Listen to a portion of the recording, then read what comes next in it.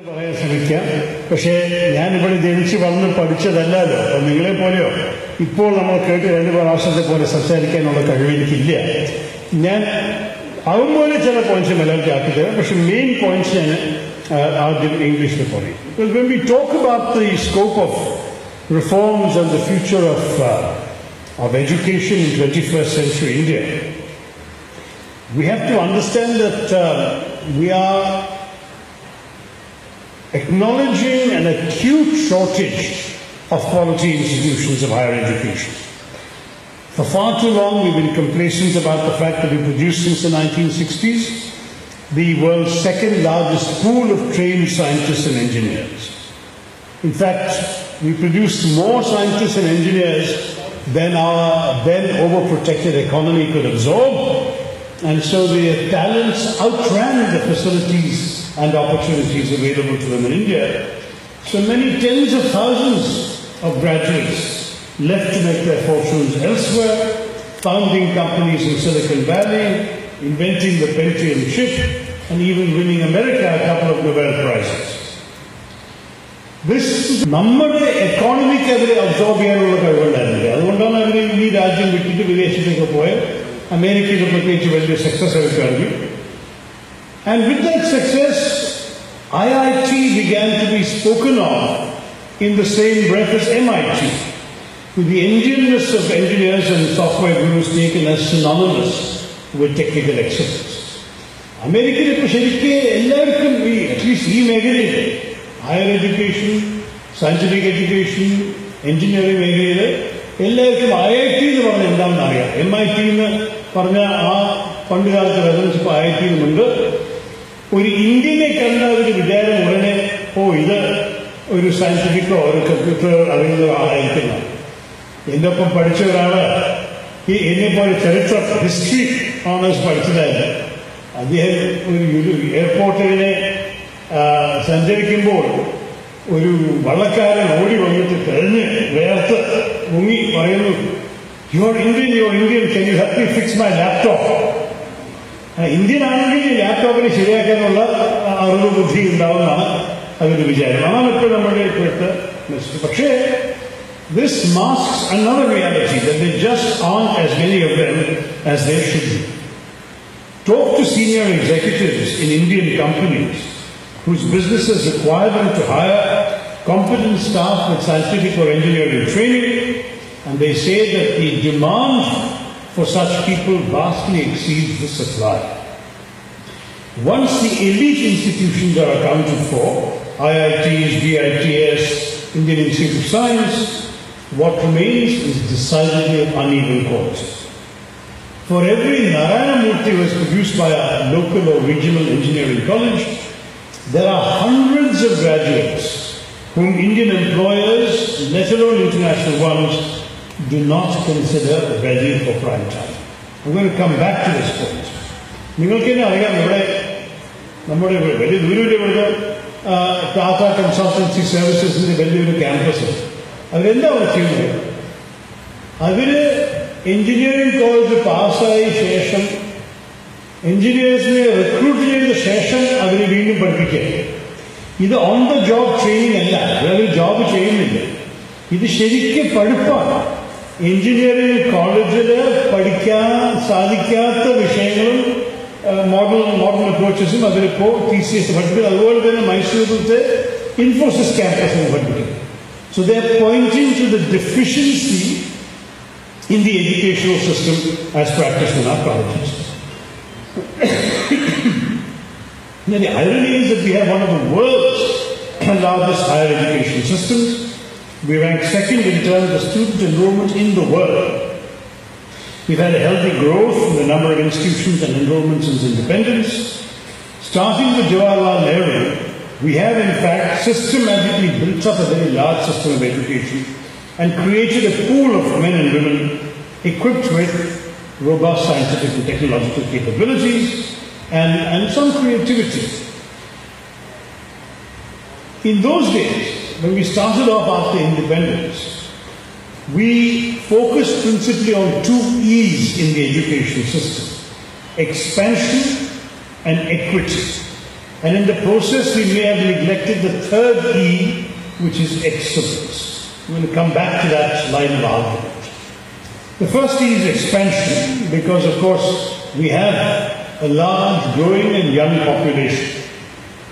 In 1947, when the British left us, we had a literacy rate of 17%, barely about 30 universities, and about 700 colleges, with an enrollment of just 4 lakh students in the whole of India.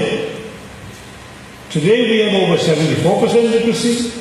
There are over 20 million, 2 crore students studying in nearly 800 universities, and there are 37,000 colleges in India. And these numbers are changing every day, and they're growing out of date. And yet, there is a challenge, because what has happened is that though the share of the GDP earmarked for education has grown to 3%, it is still only halfway up to the long-announced target of 6% of GDP for education. Since we adopted the right to education, the RTE, we have achieved higher enrollment in primary education. It's up to 104%. നിങ്ങൾക്കറിയുമല്ലോ ഈ gross enrolment ratio എന്ന് കേട്ടിട്ടില്ലേ? അത് എല്ലാ ലെവലിലുമുണ്ട്. Demographic പോപ്പുലേഷനിന്റെ പ്രായം നോക്കി എത്ര ശതമാനം ആ പ്രായത്തിന്റെ പഠിപ്പിൽ എൻറോൾ ചെയ്തിട്ടുണ്ട്, അതല്ലാതെ ഗ്രോസ് എൻറോൾമെന്റ് റേഷ്യോയിൽ കാൽക്കുലേഷൻ ചെയ്യാം. അപ്പോ അഥവാ ഒരു രാജ്യത്തിൽ 5 വയസ്സ് മുതൽ 8 വയസ്സ് വരെ ഒരു കുട്ടികളുടെ പോപ്പുലേഷൻ 10 ലക്ഷമാണ്. എന്നിട്ട് 8 ലക്ഷമേ പ്രൈമറി സ്കൂളിൽ കാണുന്നുണ്ടെങ്കിൽ ഗ്രോസ് എൻറോൾമെന്റ് റേഷ്യോ ഈസ് 80%. അങ്ങനെയാണ് കണക്ക്.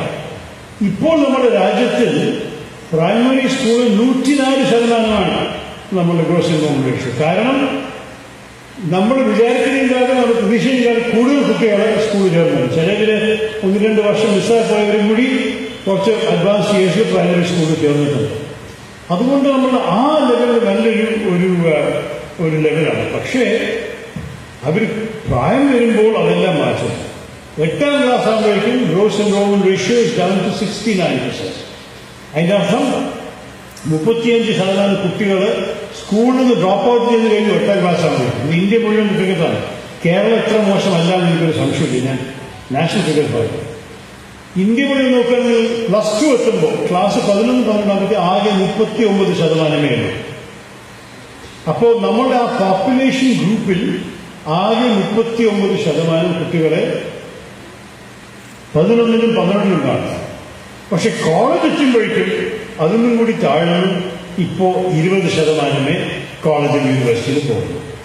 So the gross enrollment ratio in schools is high at the bottom, gets lower by classes, lower still by 10 and 11, and by the time of university it is 20%, which is very, very well below the global average of 29%.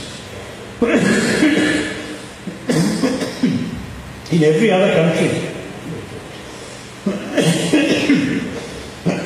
sorry, in every other country, the fact is that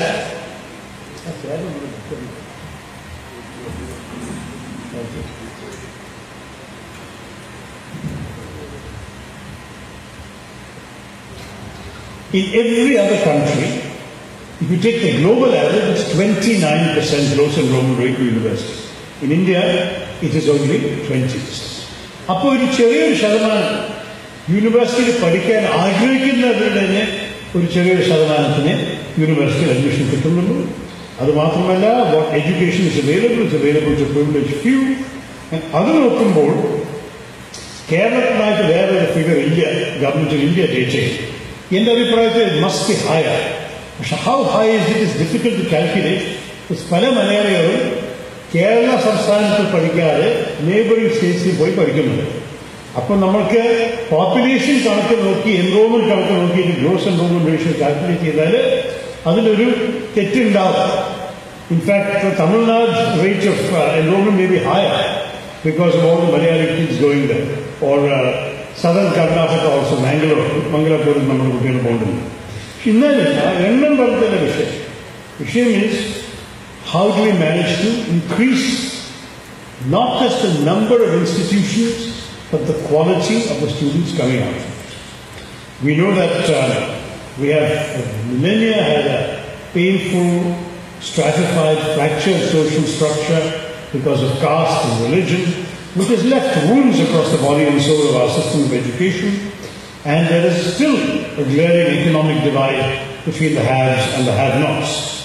We've tried to find answers to this baffling diversity in the shape of some policies and positive discrimination, differential treatment and subsidy regimes, but we still have many battles to fight before we can truly achieve the socialism of which my dear colleague Achyuth spoke. Now that brings me to the second theme of equity. There can be little disagreement that a broad-based, easy access education system is important. However, we have to reform the system wherever it denies or neglects the needs of some part of our population. There are some disadvantages still. If you look at the gap between the cities and the countryside, between villages of a certain quality and those in, say, the Adivasi areas, if you look at gender disparity, we have some real challenges. And I must say that the great importance that we have to give to educating girls is something that can be transformative. Here I can applaud Kerala, because there is no doubt that this is the one state in India where girls have not suffered any gender discrimination in education. They have had all the access, all the opportunities. Not only are they reaching the university level in good numbers, but I would be not surprised to discover that they are probably a majority in most institutions of higher education. Certainly, as somebody who as an MP is often asked to give away prizes and merit awards in institutions of higher education, I am struck by the fact that invariably a majority of the prize winners are women.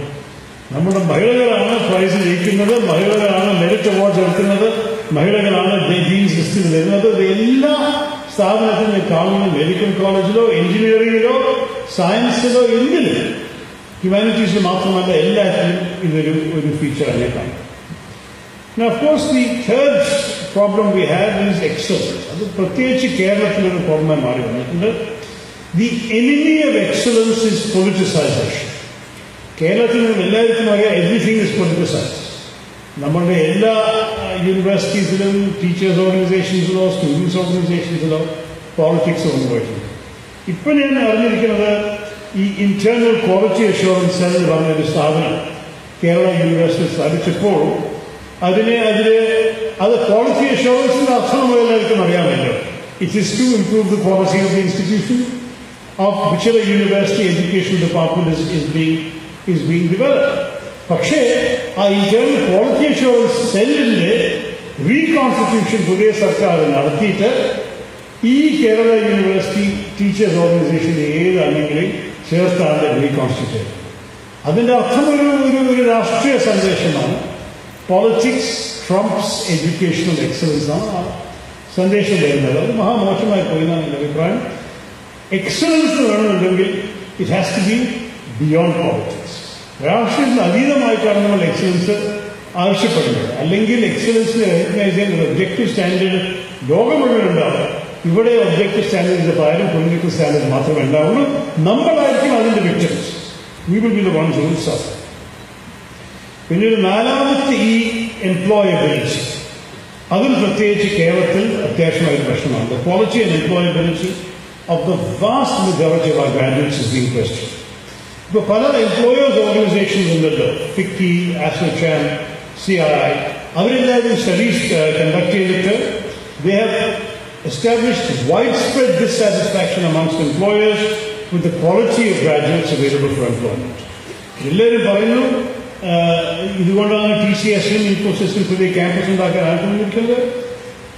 Private കമ്പനീസിന്റെ education സ്പേസിൽ വന്നു കഴിഞ്ഞു. അവർ ചില നല്ല ടീച്ചർമാരെ കൂടി അവർ higher ചെയ്യുന്നുണ്ട് അവിടെ ആ കമ്പനീസിന് വേണ്ടി പ്രവർത്തിക്കാൻ. ബിക്കോസ് അവർ പറയുന്നു യൂണിവേഴ്സിറ്റീസിൽ പഠിച്ച വിദ്യാഭ്യാസം പോരാന്നാണ് അവർ പറയുന്നത്. അപ്പോൾ ഈ സ്ഥിതിയിൽ നമ്മൾ ഇരിക്കുമ്പോൾ എന്താണ് നമ്മുടെ രാജ്യത്ത് കാണുന്നത്?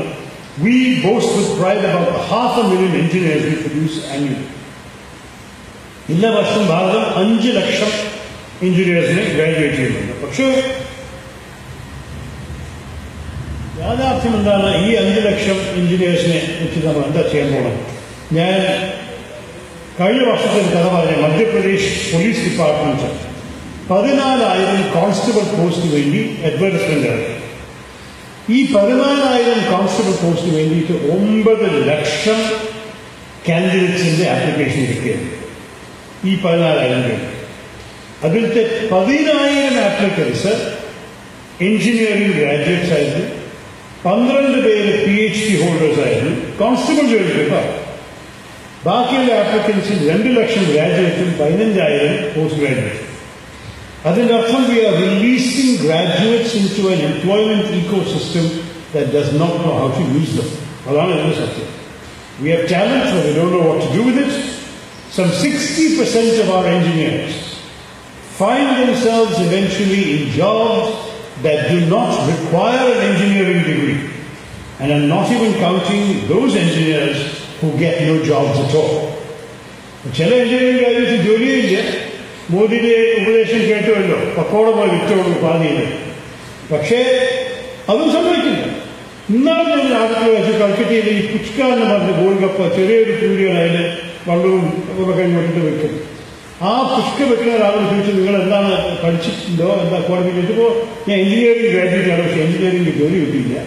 അപ്പോഴാണ് ഞാൻ ഈ പുഷ്ക വെക്കുന്ന ബാധ്യത. ശരിക്കും ഈ പക്കോട കഥയാണ്.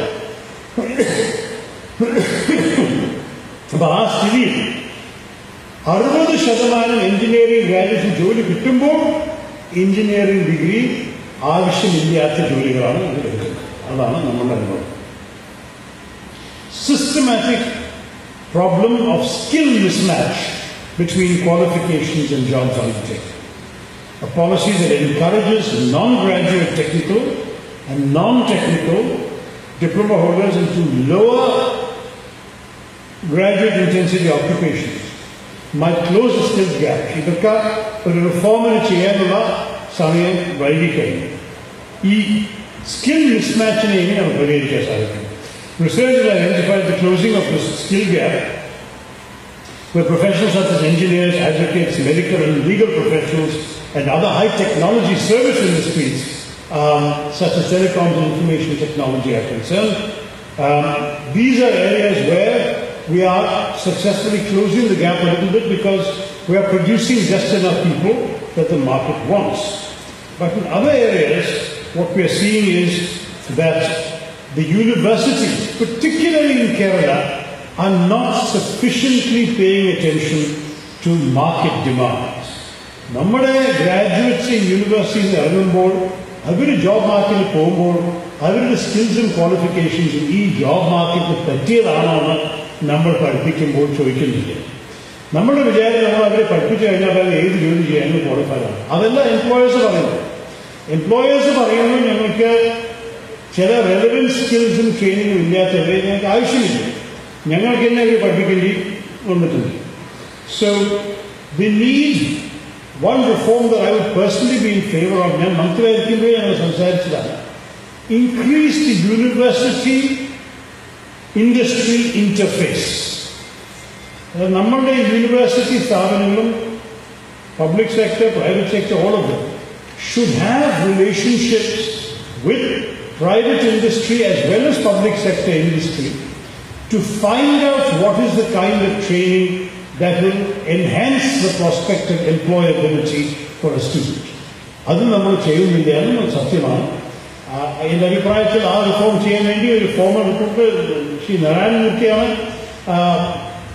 ഇൻഡസ്ട്രി അക്കാദമിക് ഇന്റർഫേസ് പറഞ്ഞൊരു റിപ്പോർട്ട് ഞങ്ങളുടെ കാലത്ത് എഴുതി സബ്മിറ്റ് ചെയ്തത്. ആ റിപ്പോർട്ട് BJP ഭരണം വന്ന ശേഷം ഒരു വെൽമാറയിൽ അടിച്ചു വെച്ചിരിക്കുകയാണ്. പക്ഷേ റിപ്പോർട്ട്സ് ഉണ്ട്. നാരായണമൂർത്തിയെ പോലെ ഇൻഡസ്ട്രിയിൽ പ്രവർത്തിച്ച് വലിയൊരു ഇൻഡസ്ട്രി ഉണ്ടാക്കിയ ഒരു വ്യക്തി, അദ്ദേഹത്തിന്റെ അക്കാദമിക് എക്സലൻസും വീട്ടുകാരെ കുറിച്ച് ആയിരിക്കും സംശയം വരാൻ ആവശ്യമില്ല. അദ്ദേഹത്തിന്റെ റിപ്പോർട്ടുകൾ വായിച്ചെടുത്തിട്ട് നമുക്ക് അതിന് കേരളത്തിലും എല്ലാ സംസ്ഥാനത്തിലും ഇംപ്ലിമെന്റ് ചെയ്യാൻ സാധിക്കും. We have to make Kerala a knowledge society. Now, the State's Innovation Council ഉദ്ഘാടനത്തിൽ ഞാൻ ഇതാണ് എൻ്റെ പ്രശ്നത്തിൽ പറഞ്ഞത്. ഇന്നോവേഷൻ്റെ സ്പിരിറ്റ് വരുന്നുണ്ടെങ്കിൽ നമുക്ക് നോളജ്, പ്രത്യേകിച്ച് തിരുവനന്തപുരം ഒരു പറ്റിയ സ്ഥലമാണ്. നോളജ് ഈക്കോ സിസ്റ്റം എന്ന് പറഞ്ഞാൽ you have a number of different institutions in the same space where the faculty can interact with each other. They can help the students, they can cross-fertilize in terms of ideas. അതുകൊണ്ടാണ് ഞാൻ നമ്മുടെ രാഷ്ട്രീയക്കാരനെ പറയുന്നത്, കേരളത്തിൽ ഒരു പുതിയ higher education സ്ഥാപനം വരുമ്പോൾ നമ്മുടെ സംസ്ഥാനത്തിൽ മുഴുവൻ ഡിസ്ട്രിബ്യൂട്ട് ചെയ്യുന്ന ഒരു രാഷ്ട്രീയ വിചാരമില്ല. അപ്പോൾ ഒരു സ്ഥാപനത്തിൽ തൊടുപുഴയിലും ഒരു സ്ഥാപനത്തിൽ തൃശ്ശൂരിലും ഒന്നിനെ കാസർഗോഡിലും വെച്ച് കഴിഞ്ഞാൽ ആ നോളജ് ഈക്കോ സിസ്റ്റം ഉണ്ടാവില്ല. അമേരിക്ക നോക്കൂ, ബോസ്റ്റൺ ഏരിയയിലോ അല്ലെങ്കിൽ നോർത്ത് കാരോളൈനയിലെ വാലി ഡെറൺ ഏരിയയിൽ 13-14 പ്രസിദ്ധപ്പെട്ട സ്ഥാപനങ്ങൾ ഒരേ ഒരു സ്ഥലത്താണ്. ആ നോളജ് ഈക്കോ സിസ്റ്റം പറഞ്ഞ ഒരു സ്റ്റുഡൻറ്റിന് ഒരു സ്ഥലത്ത് മറ്റു സ്ഥലത്ത് നിങ്ങളുടെ സ്ഥാപനത്തിൽ ഒരു പ്രൊഫസർ അല്ലെങ്കിൽ ആ പ്രൊഫസറിനെ ഉപദേശം എടുത്തിട്ട് വേറൊരു പ്രൊഫസർ ഒരേ ഒരു നഗരത്തിൽ നമുക്ക് കിട്ടാൻ സാധിക്കണം. അതിനൊക്കെ കൺസൾട്ട് ചെയ്ത് കഴിഞ്ഞാൽ പ്രത്യേകിച്ച് റിസർച്ച് ആൻഡ് ഇന്നോവേഷനിൽ ഇത് വലിയൊരു കാര്യമാണ്. ഇത് നമ്മുടെ ഇന്ത്യയിലില്ല. നമുക്ക് Rajiv Gandhi institute of biotechnology ഇവിടെയുണ്ട്, Shashi Tharoor institute of medical sciences ഉണ്ട്, കേരള യൂണിവേഴ്സിറ്റിയിലെ സയൻസ് ഡിപ്പാർട്ട്മെന്റ്സ് ഉണ്ട്, CET ഉണ്ട്, പിന്നെ CDAC-ന്റെ ഒരു വലിയൊരു സ്ഥാപനമുണ്ട്. ഇവരെല്ലാവരും കൂടി കുറച്ചും കൂടി കോഓപ്പറേഷൻ ചെയ്തോട്ടെ. അതുമാത്രമല്ല, ഇതിൻ്റെ ഇടയിൽ ഇനിയും നമ്മൾ സ്ഥാപനം കൊണ്ട് വെച്ചാൽ, അതുകൊണ്ടാണ് Kerala university of technology Trivandrum വെക്കാൻ പറയുന്നത്. അതിന് we can actually create a knowledge ecosystem where they can work together. A strong culture of research and innovation is an essential driver to ensure technical and technological leadership, which ultimately translates to the growth of a strong, robust and self-sufficient economy and society. Investments in long-term research have a very direct impact on any nation's continued future success, intellectual as well as material. Long-term economic growth depends ultimately on innovation, and innovation is always tied to productivity also. അതാണ് നമുക്ക് research and innovation ആണെന്നുണ്ടെങ്കിൽ ആ reform കൊണ്ടുവരുന്ന അത്യാവശ്യമാണ്. നമ്മുടെ doctoral system ഒരു week research Eeco സിസ്റ്റമാണ്. ഈ ഗ്ലോബൽ വേൾഡ് ഹൈടെക്കിൽ ഇന്ത്യയുടെ പേര് വലിയ പ്രസിദ്ധമൊന്നുമല്ല. ഇന്ത്യയുടെ അകത്ത് കേരളത്തിൻ്റെ പേര് പ്രസിദ്ധമാക്കാൻ നമുക്ക് സാധിക്കണം.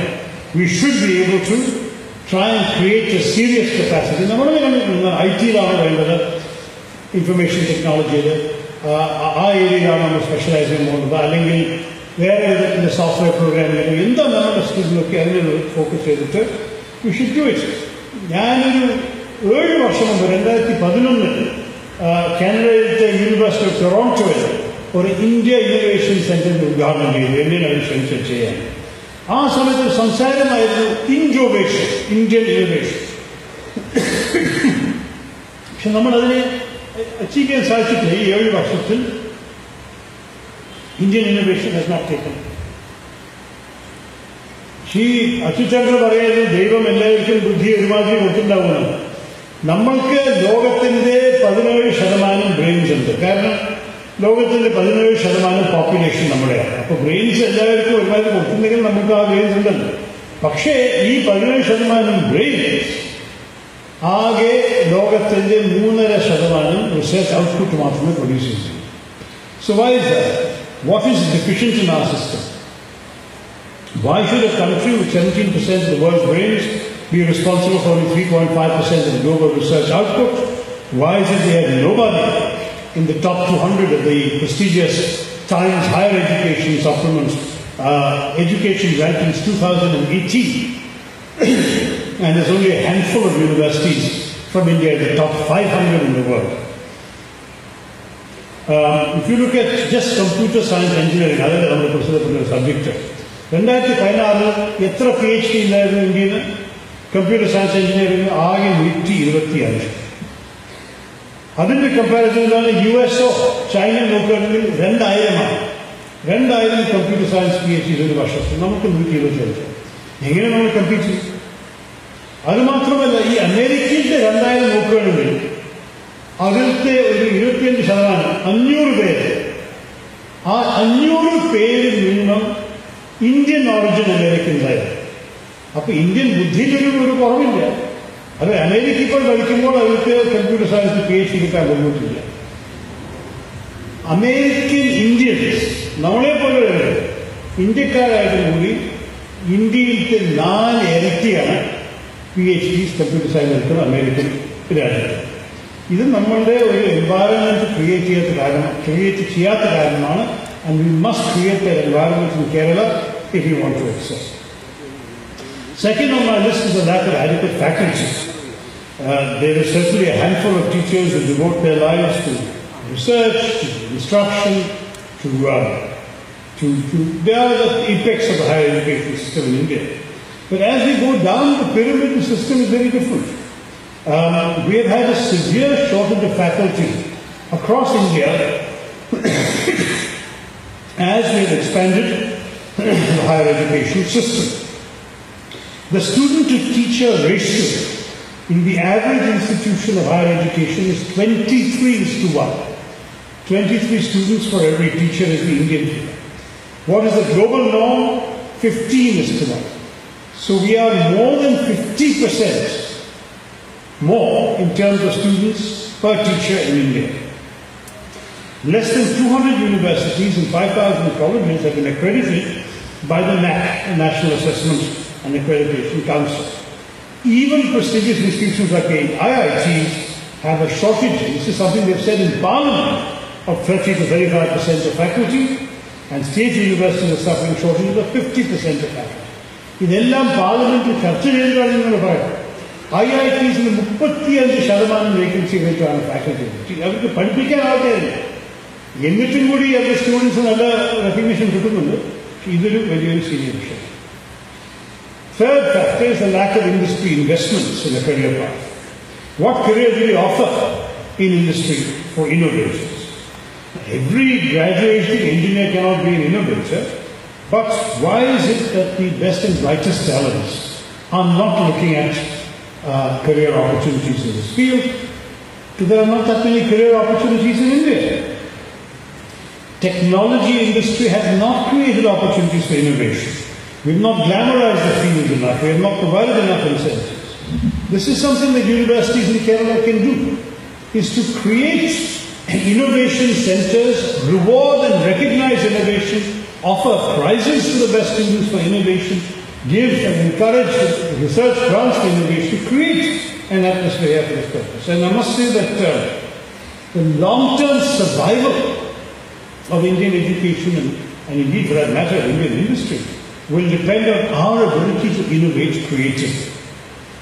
We are a country of 1.2 billion people. 170 crore ആൾക്കാരുണ്ട് നമുക്ക്.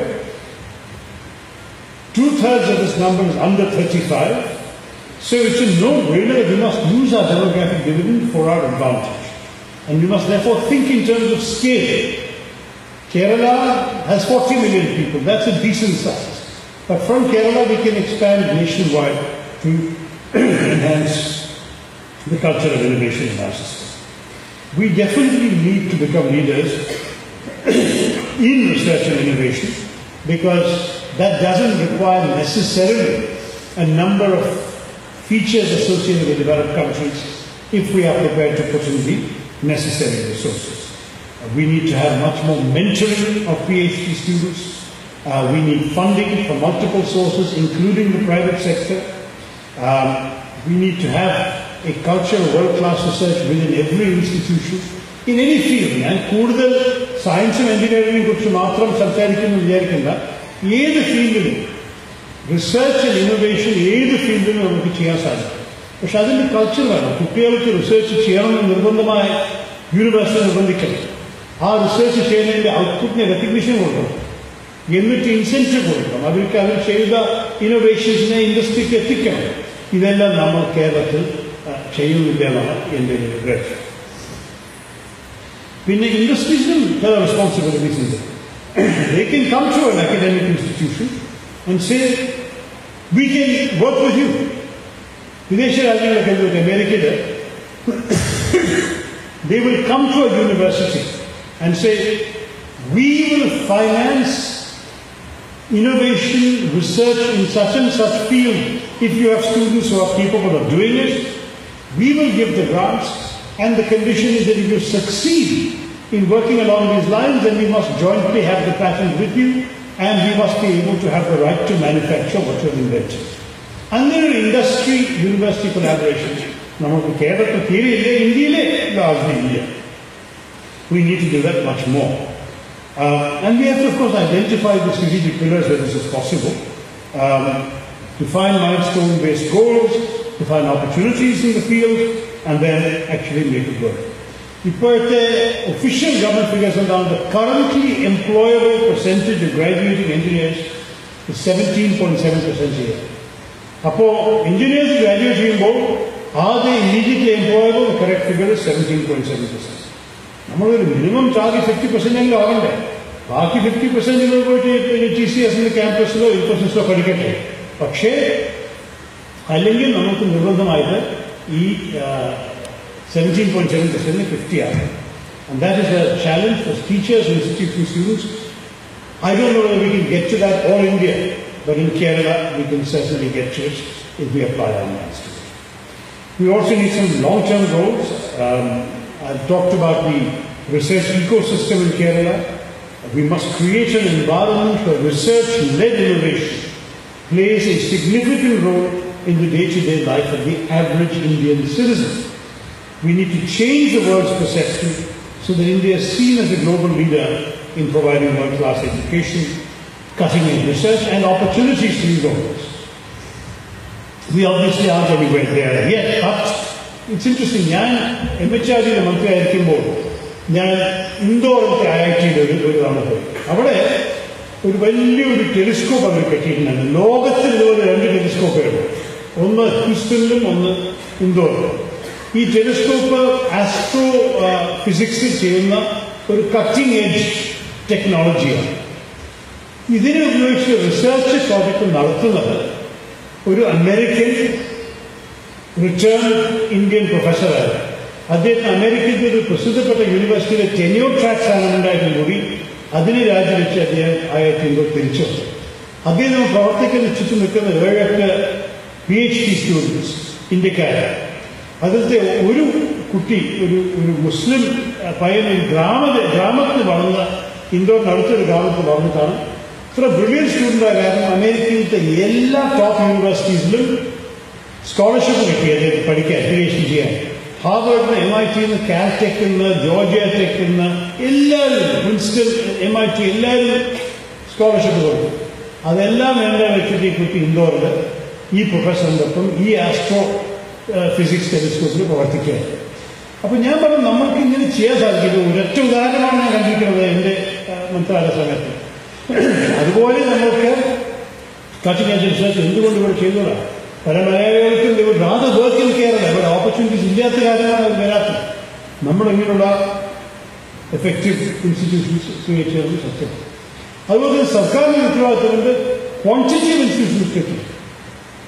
ഞാൻ 1975 ഞാൻ ആദ്യം വിദേശത്ത് പോയത് പഠിക്കാൻ ഗ്രാജുവേഷന് പോകാൻ. ആ സമയത്ത് ഇന്ത്യയിൽ 5 IIT ഉണ്ടായിരുന്നു. നമ്മളുടെ പോപ്പുലേഷൻ 600 മില്യനായിരുന്നു. ഇപ്പോൾ നമ്മുടെ പോപ്പുലേഷൻ 2 ഇരട്ടിയാണ്. 600 മില്യൺ പോയിട്ട് 1.2 ബില്യനായി. എന്നിട്ട് ഇത്ര വലിയ പോപ്പുലേഷന് വേണ്ടിയിട്ട് ഞാൻ ഇന്ത്യക്ക് തിരിച്ചു വന്നപ്പോൾ ആകെ 7 IIT ഉണ്ടായിരുന്നു. ഇപ്പോൾ നമ്മളതിന് കൂടി ഇപ്പോൾ ഞങ്ങളുടെ സർക്കാരിനെ 5 പുതിയ സ്ഥാപിച്ചു. ഇപ്പോൾ പാലക്കാടിന് കൂടി നമ്മൾ IIT വെക്കുന്നുണ്ട്, ഒരു ഗ്രോത്ത് വരുന്നുണ്ട്. പക്ഷെ ഇത് ചെയ്യാൻ താമസിച്ചു പോയി. നമ്മളുടെ സ്റ്റുഡൻസിൻ്റെ നല്ലപോലെ ഡിമാൻഡല്ലേ ഈ രാജ്യത്ത് ഇങ്ങനെയുള്ള സ്ഥാപനത്തിൽ പഠിക്കണം. IIT JEE പരീക്ഷ എഴുതാൻ എത്ര ലക്ഷക്കണക്കിന് സ്റ്റുഡൻസാണ് പോകുന്നത് എല്ലാ വർഷം. പക്ഷേ we are not providing them with the necessary quality. പിന്നെ ഒരു റെഗുലേറ്ററി വിഷയം, ദിസ് ഗോസ് ബിയോണ്ട് കേരള. ഇത് കേരള മാത്രമല്ല, കേരളത്തിൻ്റെ അവകാശം ലഭിക്കുകയാണ്. Our higher education is over-regulated and under-governed. എന്താ ഓവർ-റെഗുലേറ്റഡ് പറഞ്ഞാൽ UGCO AICTO എല്ലാം ചെയ്യുന്നത് അവരെ എല്ലാ ഇന്ത്യൻ യൂണിവേഴ്സിറ്റീസും ടെക്നിക്കൽ കോളേജും എഴുതി പറയുന്നു നിങ്ങൾക്ക് ഇത്ര ക്ലാസ് റൂം ഉണ്ടാവണം, ക്ലാസ് റൂമിൻ്റെ സൈസ് ഇത്ര ആയിരിക്കണം, ഇത്ര ഫാക്കൽറ്റി ഉണ്ടാവണം, ഈ സിലബസ് പഠിപ്പിക്കണം. ഇതെല്ലാം അനാവശ്യമാണ്. അമേരിക്കയിൽ ഇങ്ങനെ ആരും ചെയ്യുന്നില്ലല്ലോ. ഓരോ യൂണിവേഴ്സിറ്റി അവരുടെ സ്വന്തം ക്വാളിറ്റി അച്ചീവ് ചെയ്യാൻ വേണ്ടി അവരെന്നെ അവരുടെ സിലബസിനെ തീരുമാനിക്കുന്നു, അവരെന്നെ അവരുടെ ഫാക്കൽറ്റീസ് തീരുമാനിക്കുന്നു, അവരെന്നെ അവരുടെ റിസോഴ്സസ് ചെലവാക്കുന്നു. അഥവാ അത് പോരാന്നുണ്ടെങ്കിൽ സ്റ്റുഡൻസ് വരില്ലേ? The market will decide. ഇപ്പൊ എഞ്ചിനീയറിംഗിൽ അത് ഇന്ത്യയിൽ കുറച്ച് ആളെന്ന് പറയും. എല്ലാ വർഷവും ഒരു 40-50 എഞ്ചിനീയറിംഗ് സ്ഥാപനങ്ങൾ ക്ലോസ് ചെയ്യുന്നുണ്ട്. കാരണം അവർക്ക് എഞ്ചിനീയറിംഗ് ഡിഗ്രി കൊടുക്കാനുള്ള അവകാശം ഈ റെഗുലേറ്റേഴ്സ് കൊടുത്തിട്ടുണ്ട്. അവർക്ക് ബിൽഡിംഗ് ഉണ്ട്, ക്ലാസ് റൂം ഉണ്ട്, അറ്റ്ലീസ്റ്റ് കടലാസ് ഫാക്കൽറ്റി ഉണ്ട്. പക്ഷെ ക്വാളിറ്റി പോരാത്ത കാരണം ഏത് സ്റ്റുഡൻസ് അവിടെ പഠിക്കാൻ ആഗ്രഹമില്ല. അതുകൊണ്ട് എല്ലാ വർഷവും 40, 50, 60 engineering colleges are closing in India. And it's wise because we should be looking at the quality of education and the outputs, the learning outputs, rather than wasting time and energy in regulating external appearances. Worst is the medical education system. Medical Council of India is a national scandal that stifled the creation of the needed capacity in medical education. When so many people in our country are underserved, Indians who want to be doctors, have the talents, have the ability, even the marks, are not able to get a place in a medical institution for their answer.